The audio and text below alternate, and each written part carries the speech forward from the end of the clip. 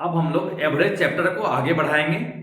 Question आपके screen पर रहेगा और आप लोग उसको देखेंगे और सीखेंगे और आगे बनाने का प्रयास करेंगे, है ना। तो पहला क्वेश्चन है कि 1 से 90 तक की समस्त पूर्णांक संख्याओं का औसत क्या होगा। 1 से 90 तक की यानी 1 2 3 4 कहां तक, 90 तक। 1 से 90 तक का समस्त यानी सभी पूर्णांक संख्याओं का औसत क्या होगा, ये पूछ रहा है। तो आप देखिए, आपको बताया गया है कि जहां समान वृद्धि हो रहा हो, देखिए तो हमेशा एक बढ़ रहा है। जब आप 1 से 90 तक जाएंगे तो हमेशा समान वृद्धि होगा कि नहीं, एक एक बढ़ते जाएगा। तो देखिए इसका औसत होता है बीच वाला। अब बीच में क्या आ रहा है ये तो समझ में नहीं आ रहा है। अगर बीच वाला नजर आता, अगर मान लिया जाए हमको 1 से 5 तक का औसत निकालना रहे, 1 से 5 तक का औसत निकालना रहे, तो यहां पर समान वृद्धि हो रहा है। तो आपको बताए हैं कि बीच वाला औसत होगा, बताए हैं ना। तो यहां तो दिख रहा है तो मार देंगे आंसर की 3 होगा। लेकिन इस क्वेश्चन में यहां तो दिख नहीं रहा है कि बीच में है क्या।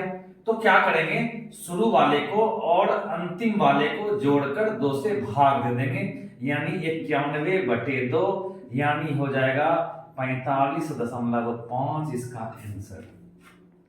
अगला प्रश्न है 50 से 120 तक की समस्त पूर्णांक संख्याओं का औसत क्या है। अगला क्वेश्चन 50 से लेकर के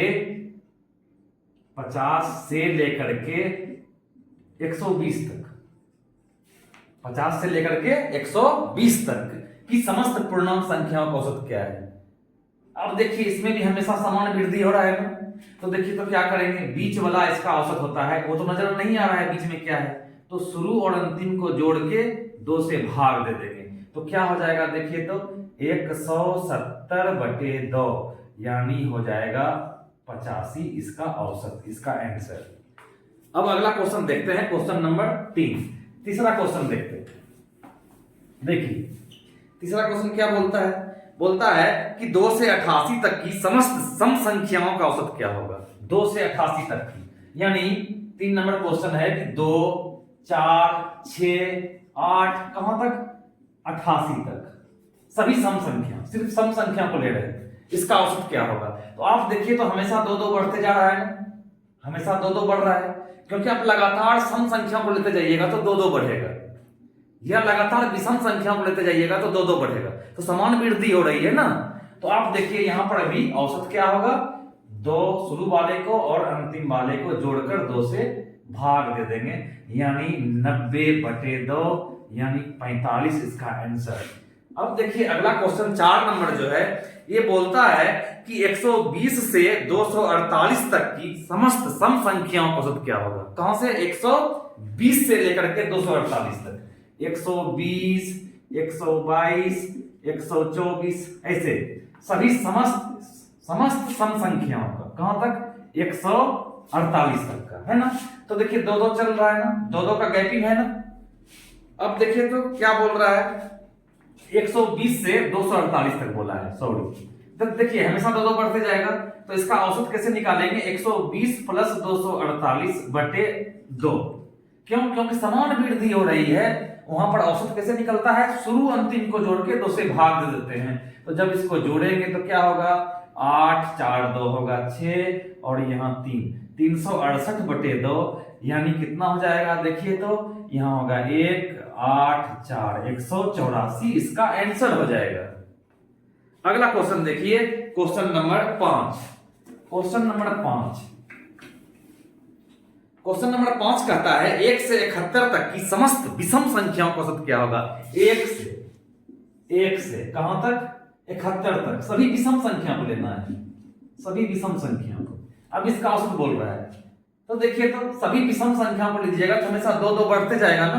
तो देखिए तो शुरू वाले को और अंतिम वाले को जोड़कर 2 से भाग लगा देंगे, यानी 72/2 यानी आंसर क्या होगा, 36 होगा। अब अगला क्वेश्चन है 6 नंबर। क्वेश्चन है कि 51 से 137 तक की सभी विषम संख्याओं का औसत क्या है। 51 से लेकर के 137 तक की सभी विषम संख्या, तो क्या होगा, 2 बढ़ते जाएगा ना।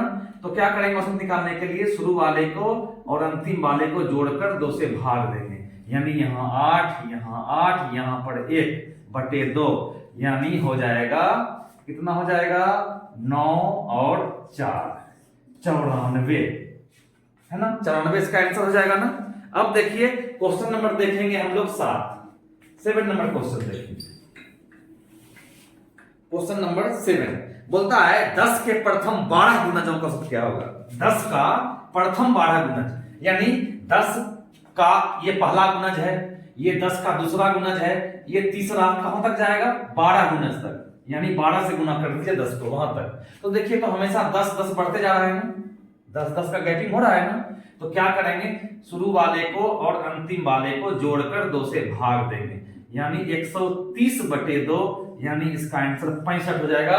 और ये क्वेश्चन नंबर कितना था, ये क्वेश्चन नंबर था 7 है ना। यहां तक तो समझ में आ रहा होगा। अब देखते हैं क्वेश्चन नंबर 8। क्वेश्चन नंबर 8 क्या बोलता है।